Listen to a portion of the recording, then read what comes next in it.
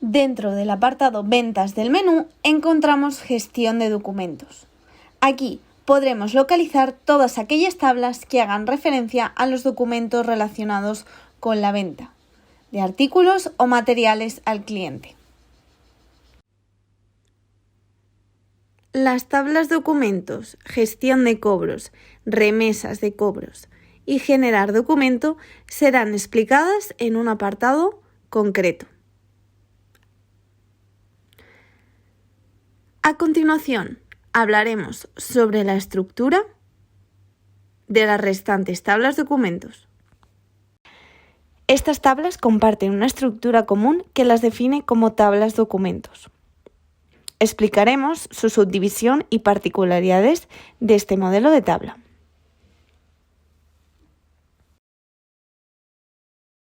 Trataremos de recorrer cada uno de los formularios de la tabla documentos a través del ejemplo de la tabla pedidos y seguidamente comentaremos las funciones específicas de los botones de este tipo de tablas. Esta tabla estará compuesta por un listado y 4 formularios de consulta y edición.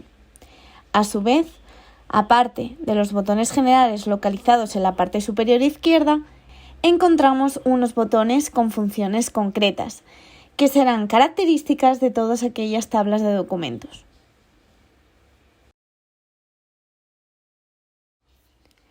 El primer formulario que encontramos tras el listado será Datos generales. Este tendrá 3 apartados diferentes. La parte superior, donde podemos ver el número de documento, el cual vendrá predeterminado por el orden de registro, o bien determinado por un prefijo definido en la tabla Series de facturación del apartado del menú Administración. Si entramos en la tabla Series de facturación, encontraremos diversos campos que nos permitirán definir una serie. Entre ellos, el código del ejercicio al que pertenece nuestro documento. El código grupo cliente, si quiero aplicar esta serie de facturación a un grupo de clientes concreto. También tipo de documento base, es decir, sobre qué tipo de documento vamos a aplicar la serie de facturación. Un pedido, una factura, un albarán, etc. Y por último, el código de serie que queramos que defina a nuestros documentos. Volviendo a la tabla pedidos, destacaremos otros campos dentro de datos generales, como almacén, que será el lugar donde localizaremos la mercancía solicitada para el cliente. El campo referencia a su pedido es el número del pedido que define el cliente para nombrar al documento. El estado del documento, que en el caso de pedidos siempre será definitivo, además del check aparece en Internet, que nos especificará si queremos que el pedido sea consultado a través de Internet o no. Y en último lugar, cerrado. Este check servirá para poder cerrar el pedido en el caso de que el número solicitado de mercancía supere al que encontramos en el almacén. El segundo de los apartados de datos generales es datos de venta. Aquí seleccionaremos al cliente que realice el pedido. Acompañado de este campo encontramos una rejilla con diferentes campos, que será el listado de todos aquellos artículos que se hayan incluido en el pedido del cliente. Debemos teclear el código del artículo y añadir su descripción y sus características, o etiquetas previamente definidas en la tabla Datos de empresa del apartado Administración del menú. Dentro de la tabla encontramos el formulario Etiquetas, con 5 campos de definición de características del artículo, definidos en función de las necesidades de la empresa.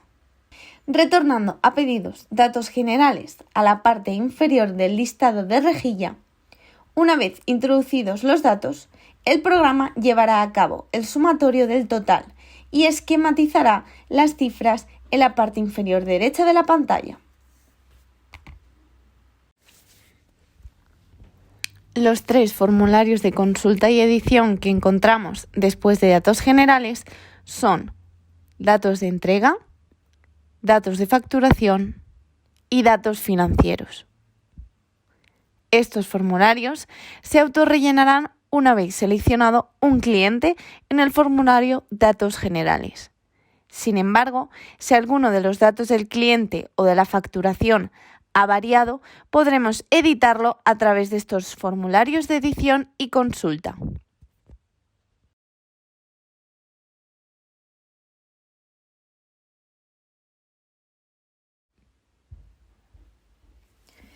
Dentro de estos documentos, el único que incluye otro formulario de edición y consulta será pedidos programados. Esta tabla nos servirá para aquellos clientes que tengan pedidos usuales. De esta manera, en programación podemos seleccionar aquellos meses en los que se realizan los pedidos de manera usual. Pasaremos a hablar de los botones que comparten estas tablas documentos. En primer lugar, vamos a encontrar una serie de botones directamente relacionados con la rejilla que localizamos en la parte inferior de datos generales. Encontramos arriba y abajo que nos ayudarán a movernos en las filas del listado. El botón Nueva línea, que utilizaremos para generar una línea nueva. Y borrar línea, en caso de querer eliminarla. Además, añadir artículos por lote. Botón que muestra las existencias por lote de los productos o artículos para poder seleccionar las cantidades correspondientes de cada uno de los lotes. Seguidamente encontramos el botón de duplicar, que podremos utilizar si queremos generar una copia del documento. Enviar por mail nos permite enviar el documento a través del correo electrónico. Abonar genera un documento de devolución de la cantidad monetaria en caso de error o de corrección.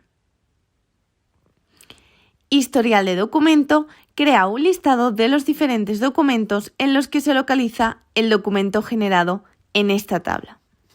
Imprimir documento nos permite generar una impresión del propio documento para un posterior envío o registro. Seleccionaremos añadir comisiones en el caso de que hayan participado varios vendedores en la operación y generar así un posterior reparto de las comisiones. Adjuntar archivo es el botón que sirve para poder añadir documentación al documento. Después de que los archivos hayan sido añadidos, debemos clicar en el botón Subir. Para poder consultar los archivos adjuntos, tenemos el botón Ver adjuntos. Por último, Eventos nos servirá para localizar los movimientos relacionados con este documento. Así, estos podrán constar en la ley antifraude. En algunas tablas de documentos encontraremos ciertos botones que servirán para generar facturas, albaranes u otros nuevos documentos en base a nuestro documento principal. Por ejemplo, en presupuestos y pedidos podremos encontrar los botones de convertir a albarán, convertir factura y convertir factura proforma. Sin embargo, en las tablas albaranes y pedidos programados únicamente encontraremos convertir factura.